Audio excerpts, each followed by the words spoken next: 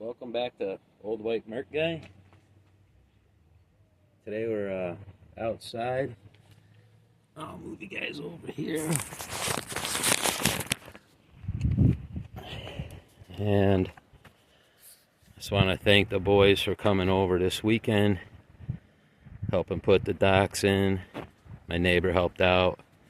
One of the guys from work, Eric, he helped out. And then my two boys. So made it easy on me. And then we got the one rowboat in. And then down here, there's the other rowboat and 3 other docks that I'll be spending some time on in the next week or two, getting those stained up and ready to go in and make things a lot easier for the boats. But for now, at least we got those in and out of the way. There's some construction going on around here. So anyway, looking forward to getting a motor on that boat soon and taking some motors out and doing some videos. And then up here, I went out last week, got in touch with a guy. Don't mind the leaves around here, I still gotta do that, but and I picked up a couple motors. One on the left here, in our very first video, the introduction to some old outboards. I was showing some of the Mark 10s, and I had made a comment that I didn't have any gray ones. So this is what I found. So it's all gray. Someone looks like they painted the lower unit a little bit here, but other than that, could use a good cleaning. Everything appears to be there. One of the issues is it doesn't want to turn, so I'm gonna have to pull this apart in here, and I already hit it with some liquid wrench. I've had good luck with that, and the pull start does work. The emblem on the front here is actually in pretty good shape, so this will be worth putting a little time into, especially if I can get it to turn. I don't know if I can get this off with one hand or not. Probably not. Well, let's see here. I'll set this here for a second. There we go. Sorry about that, guys. So, yeah. It's untouched, hasn't had much done to it in a while. But like I say, everything's there. I did pull these the spark plug wires off. I thought this was funny. This little cap that's supposed to be on here is missing on both of them. And one of the things I'll do when I get something like this, it's been sitting for a while, I'll pull the plugs out, put a little storage seal in there, just like you're putting it away for the winter. But I figure the thing's pretty dry, and who knows, like I say, this thing could have been sitting for at least 20 years for all I know. Unfortunately, the guy I got it from, we'll just say a family member had passed away, and he was into messing with these things. And so I just want to thank Josh for giving me a whale of a deal on between this motor and this one here, which I kind of tore into already, and I'll do some videos, I think, on putting this back together. But this is the cover for it. This one here is a 57 or 58 Mark 10, and then this one is a 56, from what I can find, Mark 25. I've passed up on these in the past due to special tools and stuff that you could really kind of need to do the water pump and things like that. But Josh made me such a good offer on the stuff that I got that I couldn't pass it up. I took this one too. The pull rope wasn't working. I just oiled it up a little bit. It works fine now. And I don't know about this being a 56. I've seen these emblems on like a 58, I guess was last year, and I've seen this emblem, but I haven't seen it on a 56. So I don't know if this is the correct. This cover is separate. This actually comes off. So I don't know that is original to this. But I also got these 3 covers right here. Actually, it was 4. I didn't bring the other one out, but the red one is a Mark 10. Same thing, the emblem's in pretty nice shape. This one would be a 59, Mark 15A. Same thing, the emblem, it needs to be all cleaned up and everything, but the emblem's in nice shape. And then this one's a Mark 28, 58. This will be a 1958. I'm actually going to run this cover on another motor I've got. It's in way nicer shape than the one I have, and the pull start works well. You know, the lettering's not too bad on it, so I think I'm going to put this one on. And I kind of like the color too. And actually, I think all of these actually work the pulls, which, if you had to find one of these recoil, the sheave, I believe they call it, they're expensive as heck, if you can find one. And these 2 of these are in really nice shape, and if I remember right, I think this was one of them, and I believe, yes, the insulation is in pretty nice shape. It's all there, and it even seems to be pretty tight. So, yeah. The other one I have, that motor was also dropped. It's not the one I've been working on, but it does. I fixed it as best I could back in here. It was cracked, so it works, but this one's in nicer shape. This Mark 25 here, the cover, and one of the things up here, these things are really kind of different. You'll see this hole right here. There was a little piece down, there's a spring down in there, and then they call it like a detent. It almost looks like a, I don't want to say a ball, but the top of it looks like a ball anyways. And then there's a lever here that moves.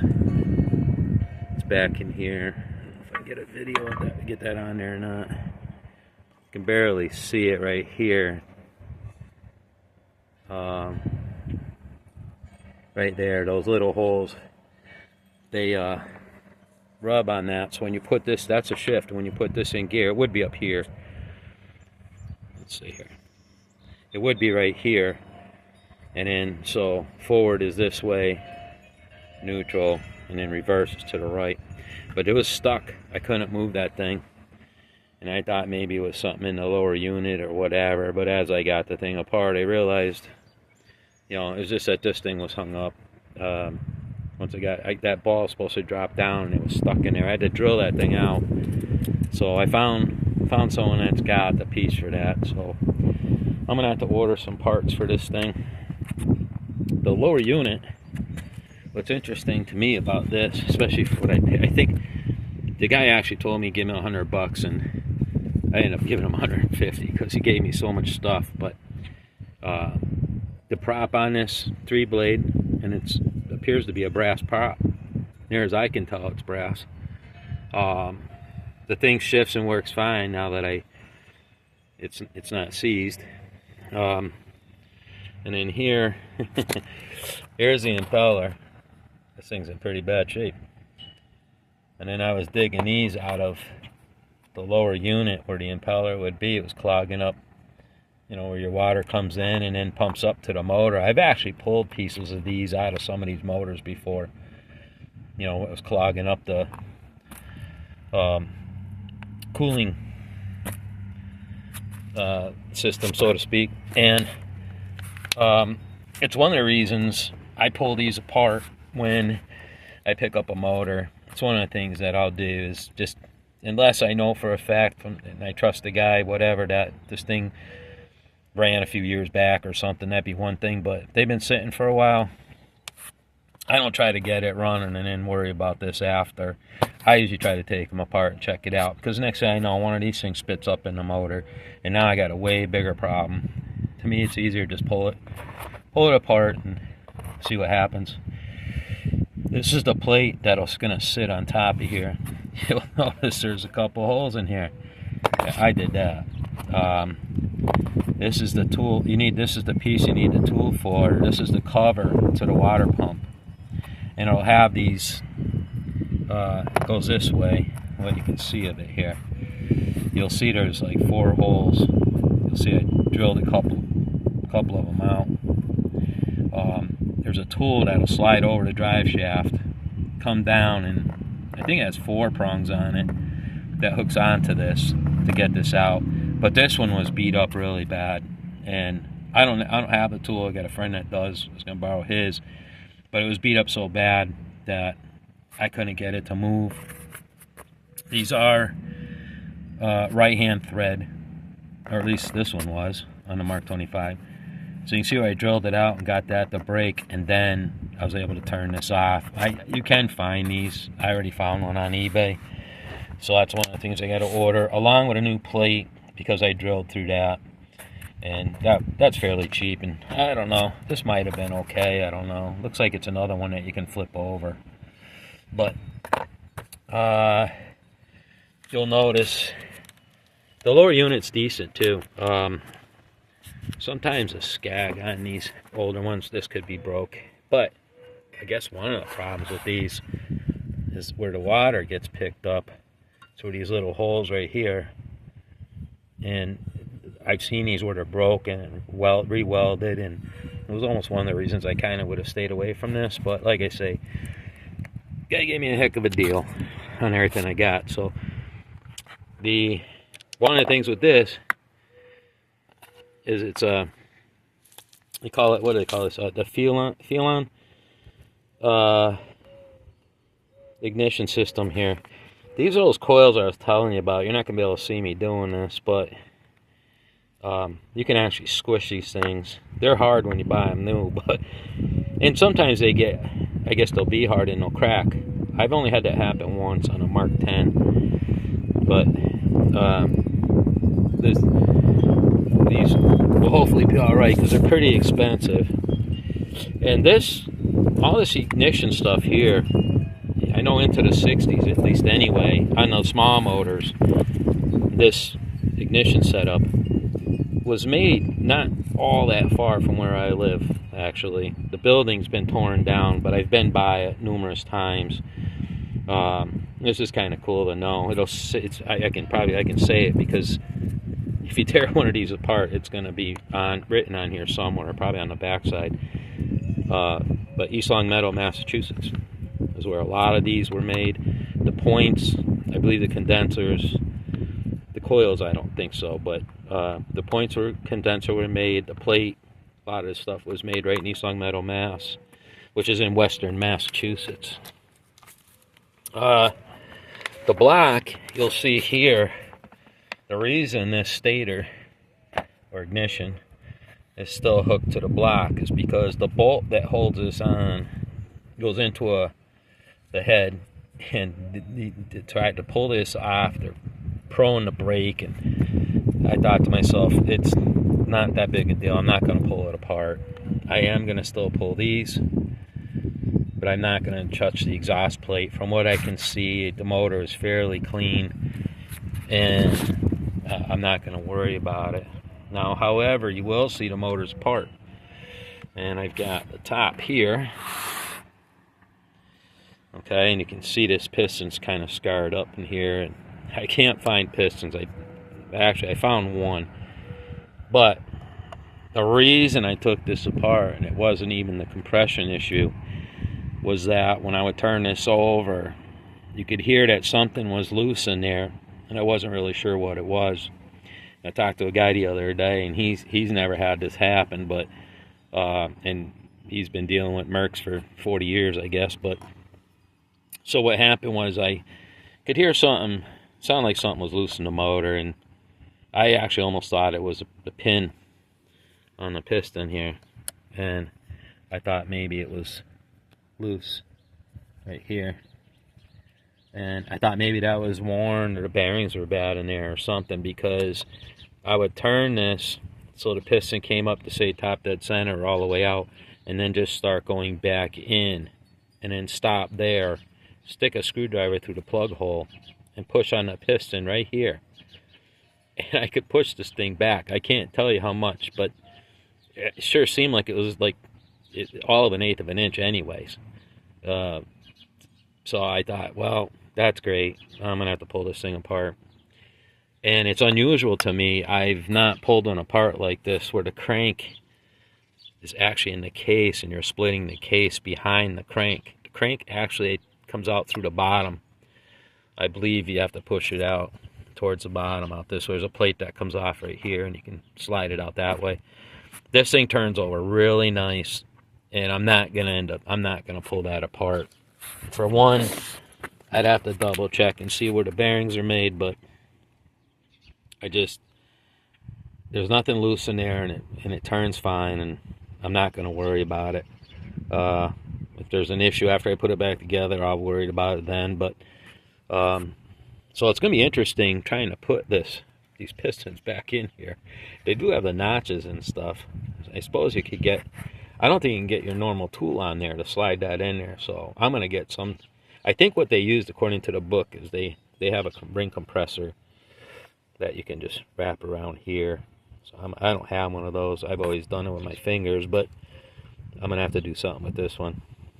But so what happened was the little needle bearings in this, there's 25 of them around this rod. You can kind of see them there to the right of the rod. I took this apart, mic'd up a couple of those needle bearings, and I think it was like 21 and a half I was coming up with. And I had these new ones. I have a certain amount of stuff I keep around for rebuilding motors and whatnot, and I happen to have these bearings, so I mic'd it up, and it was like, I want to say it was like 25 thousandths. So I thought, wow, those bearings are worn that bad. And when I did get it apart, I was, pushing up and down on the piston and moving it around, and it seemed to be fine. And then when I did move it, and I got that clicking, well, it was right in here with the rod on the crank. So I put the new bearings in there, and now I'm going to replace the nuts and stuff. This is just to see if this was the problem. And sure enough, I can't move that up and down. I mean, maybe a speck. It's very little, if at all. So I was real happy with that it isn't something major, and I can salvage this. It's a little rough, like I say, with the pistons. I did find some new rings. I broke one of them. I was having a hard time. I had to clean this out really good in here, where some of these scrapes were, the ring was in there too tight. A couple of them were stuck, but I got it cleaned out, and they move around nicely now. So I think we're going to be fine. So I'll put some new rings in it, hole in the block. I found the gasket for this, which that's different. The ones I normally do, there isn't a gasket there. You just put some sealer on it and call it good. And I probably could do that with this too, but at any rate, I'll be looking forward to putting this one back together. And being that this one's a 56, it is the 20 horse model. The 55 and older, I'm not sure, in the first year, maybe 53, they were 18 horse. But this one is a 20 horse. So they evidently sold quite a few of them, but it'll take some time. I'll get the parts together and get this thing back together, and it'll be interesting to run it on the boat, get it out here on the lake. This morning would have been a beautiful day, except for it was really cold here. It was down in the 20s, but it was calm as could be. And then one last thing. Oh, I told you that the next video would be on the carburetor on my Mark 28 AD, which that will be coming up real soon. I've just been busy between work, running out and getting this, and kind of getting a little sidetracked with playing around with these. But this one here, I'm going to end up pulling this one apart. Maybe the same thing. It's going to be the carb. This one does have spark on one of the two cylinders. The points probably need to be cleaned. I'm sure it's going to need an impeller. I'm going to put new fuel lines on it. That's going to be in more than likely the next video. I'm going to do a video soon running my Mark 28, which is a 58. That's not the one we did the impeller on. But however, I'm not going to film the whole thing on doing an impeller on this one. But I am going to probably show taking it apart. This one, you definitely have to pull this power head off. I'll show you how to take it out from the top if you got to get a bar down in there and do it that way. But first we'll try the puller. And I'll show you where the motor sits down on the base here. There's the at the top of the water pickup tube, the rubber grommet that's there. I was telling you in the other video how it sticks up on these Mark 10s. So when I get this apart, I'll show you what that looks like. Other than that, you know, that's all I'll do with this, because the rest of it is the same as what we did to the Mark 28 AD, the other videos that are out for the automatic transmission and the impeller shimming and all that. So, and then I was just going to show you, this guy gave me all these manuals. Elgin, old outboard motor, this one I didn't even realize what this one, there's Mercury 15 and 20 repair and parts list. So I was just looking at this on, actually I'm going to find it here if I can, but I show you those, how they have these exploded views of things. And here this one is for the Mark 25, this motor that I'm currently working on, and it has all the, you know, all these different, breaks down the, there's the crank, and then the piston and the rods, the bearings. It gives you the part numbers. I've showed you these before, but not to the extent that this thing is. I mean, this actually came from a Mercury dealer, I would believe, I would think. And see the brackets where they used to sit in the, I don't know, whatever it would be for a whole lot of these books. This one's 64 to 71, 3.9 to 135. I got motors, the smaller motors. This book will be nice for that. And then here's another one, C-Lock. And this is the 65 to 89 repair manual. I mean, I love these things. Especially something like this right here, because there's so much information in here, and the diagrams, I mean, the part numbers, this stuff comes in so handy. So that's those. So that'll be it for this, but that's them. I fared for the money. I thought it was a really good deal. I came home way more than I thought I would get, and I'm hoping Josh's going to call me back. He's got a ton of parts, and I think some tools too. So he took my number, and I'm pretty sure he subscribed to the channel. So hopefully he'll be seeing these, and when he has some time, he gets into them trailers and see what's in there. Hopefully I'll get a phone call and we'll go check that out. But that's it for now. We'll end the video here, and like I say, we'll dig into this Mark 10. Get the parts for this one, eventually get that one up and running, and I am going to do some videos on that, because I didn't see a water pump video for one of these, and it's not super difficult, but I didn't see a video out there, so I think I'm going to do that. And we'll just see you on the next video. Have a good one, everybody.